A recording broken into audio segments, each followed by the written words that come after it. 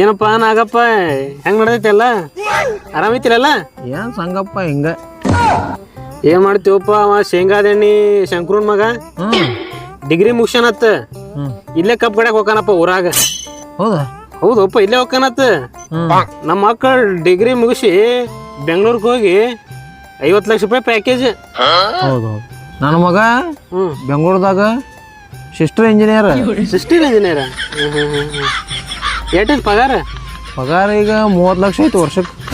30 ಲಕ್ಷ ಏನಪ್ಪ? ಕಂಪ್ಯೂಟರ್ ಮುಂದೆ ಕೂತು ಮಾಡ್ತಾನಲ್ಲ ಅದೇ. ಮತ್ತೆ ಇವ ಗೊತ್ತಾನ ಪಾಜಿಲ್ ಪರದೇಶಿ ಮಗ ಗೊತ್ತಾ?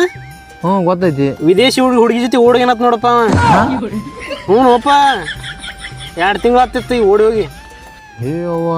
ನಮ್ಮ ಮಕ್ಕಳು ಅದಾರ ಒಂದು ಹುಡಿ ಬತ್ತಂದ್ರ ಗೋಣ್ ಹಿಂಗ್ ತೆಳ ಹಾಕಿದ್ರಿ ಮ್ಯಾಗೆ ಎತ್ತಂಗಿಲ್ಲ. ಬಂಗಾರ ಬಂಗಾರ ಬಂಗಾರ ಅಂತವ್ರು. ನಾಗಪ್ಪ ಚಿಕ್ಕ ಬುಕ್ಕು ಚೆನ್ನಿ ಮಗ ಗೊತ್ತಾನ? ಚಿಕ್ಕ ಬುಕ್ಕು ಚೆನ್ನಿ ಮಗ ಚೈನಿಕಿನಿ ಹಾಕೋತಾನತ್ತ. ಊರ್ ತುಂಬಾ ಉಳ್ತಾನತ್ತ. ಏನ್ ಮಾಡ್ತಿ?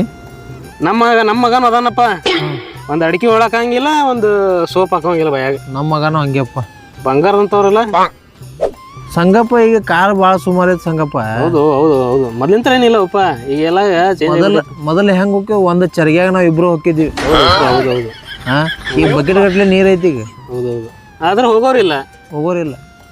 ಮೊದಲು ಮಂದಿ ಮನ್ಯಾಗ ಉಂಡ ಕಿಶಿಂದ ಹೊರಗೆ ಬಯಲು ಕಡೆ ಹೋಗಿದ್ರು. ಹೌದೌದು. ಈಗ ಹೊರಗೆ ತಿಂದ ಕಿಶಿಂದ ಮನ್ಯಾಗ ಹೇಳ್ತಾರ.